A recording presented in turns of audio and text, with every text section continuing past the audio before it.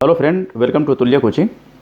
जैसा कि आपको स्क्रीन पर दिख रहा है, केंद्रीय विद्यालय संगठन का ये उसकी वेबसाइट पर एक नोटिस आया हुआ है। लेकिन ये नोटिस किसके लिए है, इसके लिए हम चलिए डिस्कस करने वाले हैं। लेकिन आगे बढ़ने से पहले एक रिक्वेस्ट है, यदि आपने हमारे चैनल को अभी तक सब्सक्राइब नहीं किया है या हमारे चैनल पर आज पहली बार आए हो, नए हो, इसको आप सब्सक्राइब ज़रूर कर लीजिए, क्योंकि यहाँ पर केवल आपके करियर से जुड़ी हुई बातें होती है।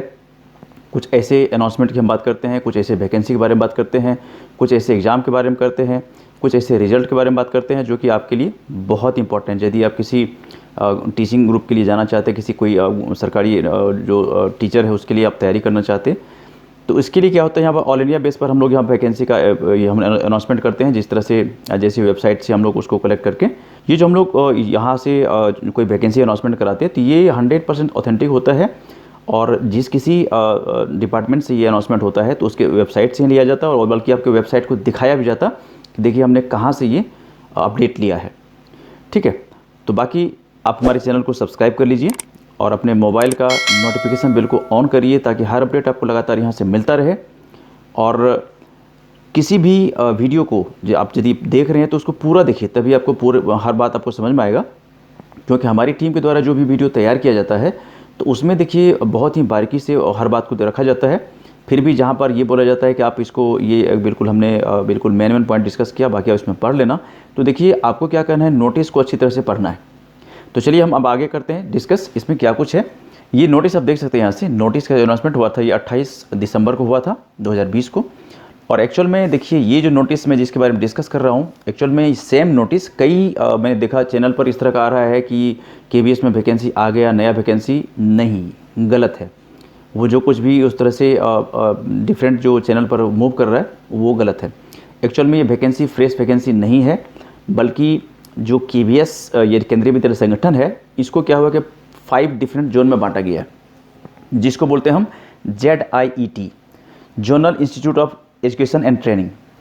ठीक है, तो उसमें क्या है कि जो कुछ वैकेंसी अनाउंसमेंट हुआ है, वैकेंसी मतलब ये फ्रेश नहीं है, जो ऑलरेडी वर्किंग है उनके लिए ही आगे जो रेफ़र करने की बात हुई है।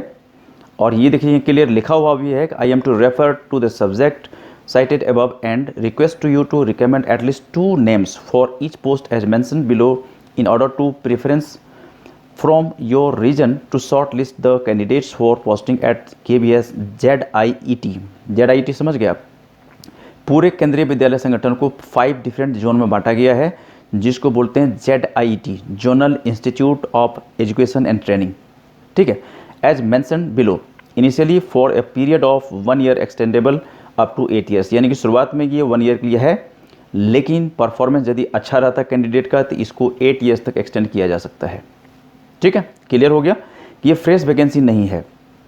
अब देखिए इसमें ये जो डिफरेंट सब्जेक्ट के लिए आया हुआ है, जैसे पीजीटी इंग्लिश है, तो पीजीटी इंग्लिश में आप देख सकते हैं किस जोन में, यानी कि ZIT मैसूर, ग्वालियर, मुंबई, भुवनेश्वर, चंडीगढ़, ये जो डिफरेंट जोन है उस किस जोन में वैकेंसी आप यहाँ से देख सकते हैं।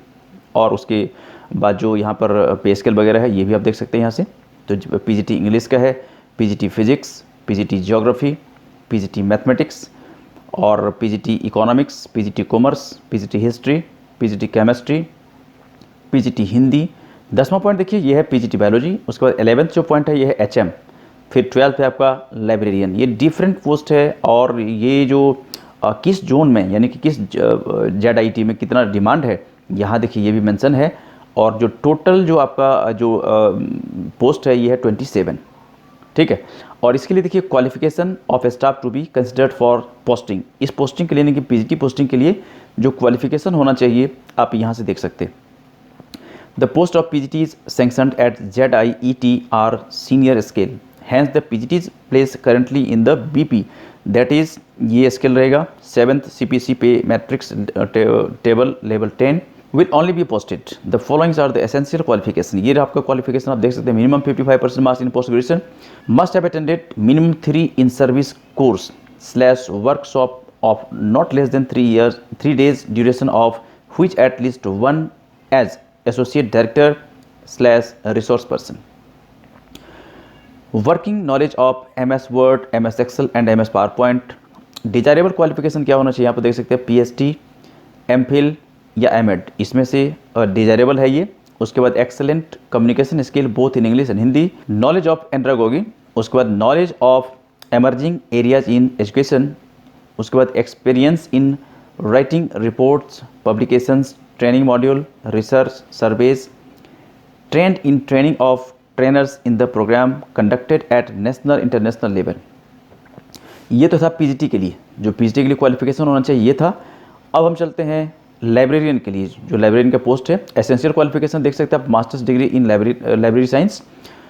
उसके बाद must have attended at least 2 in service course of not less than 2 weeks duration. और तीसरा है working knowledge of MS word, MS Excel and MS PowerPoint. उसके बाद desirable qualification experience in conduct of in service course for librarian as resource person associate director. उसके बाद good communication skill होना चाहिए, experience in writing reports, publication, training module, research, surveys. उसके बाद doctorate degree in library science other subject, trained in training of trainers in the programmes conducted at national international level. और उसके बाद जो HM का जो पोस्ट है, इसके लिए क्वालिफिकेशन क्या होना चाहिए देख सकते हैं आप, minimum graduation with 50% marks, must have attended minimum 3 in service course workshops higher than school level of not less than 3 day duration of which at least 1 associate director / resource person। उसके बाद working knowledge of MS word, MS Excel and MS PowerPoint. Desirable qualification आप देख सकते हैं यहाँ से, experience in emerging areas in primary education, excellent communication skill, knowledge of andragogy and master's degree. Next BEd trained in training in trainers in the programmes conducted at national international level. अब selection criteria क्या रहेगा इसका, posting of PGTs HM and librarians will be through a personal interview to be conducted at the KVS HQ और at any other place decided by KVS HQ. तो मतलब इसमें जो एक इंटरव्यू होना है आपका, जिसके बेस पर उसमें शॉर्टलिस्ट किया जाएगा। और यदि आपको लगता है कि यदि ऑलरेडी आप केबीएस में काम करते हो तो आप इसके लिए फॉरवर्ड कर सकते हैं अपना जो भी इसमें क्वालिफिकेशन वगैरह डिमांड हुआ है। यदि आपको मैच करता है तो आप इसके लिए एलिजिबल हो। The applications of the candidates fulfilling the minimum prescribed qualification will further be shortlisted at the RO level based on the following criteria. PGT के लिए, सीनियर स्किल के लिए यहाँ आप देख सकते हैं क्या क्या रहेगा, वेटेज आप देख सकते हैं यहाँ से, ये आप अच्छी तरह से पढ़ लेना, ये मैं आपके लिए छोड़ रहा हूँ, ये आप देख सकते हैं यहाँ से।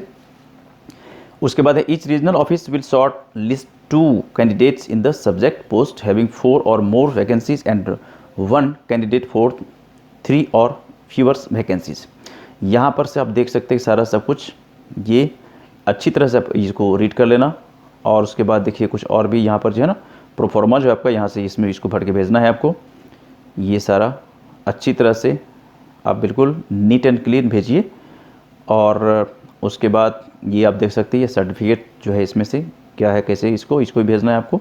अब जो एप्लीकेशन भरोगे आप, तो एप्लीकेशन जो है ना उसको अच्छी तरह से भरने के बाद आपको क्या करना है, ये आप देख सकते हैं यहाँ से, the application duly filled in should be sent to undersigned latest by 15 Jan 2021 in the enclosed prescribed forma in Annex 1 along with their APAR grading of last 3 years as stated above and vigilance clearance certificate well as other details in Excel sheet Manager 2। इस तरह से यदि आप हमारे channel पर नए हो, पहली बार आए हो, तो इसको आप सब्सक्राइब जरूर कर लेना, अपने मोबाइल का नोटिफिकेशन बिल को ऑन जरूर रखिए ताकि हर अपडेट आपको लगातार यहाँ से मिलता रहे। मिलता मैं एक दूसरी वीडियो में जहाँ पर हम इस तरह की और बातें करेंगे। तब तक इस वीडियो को इतना प्यार से देखने के लिए आपका बहुत बहुत धन्यवाद। Okay, thank you, bye bye, जय हिंद, जय भारत।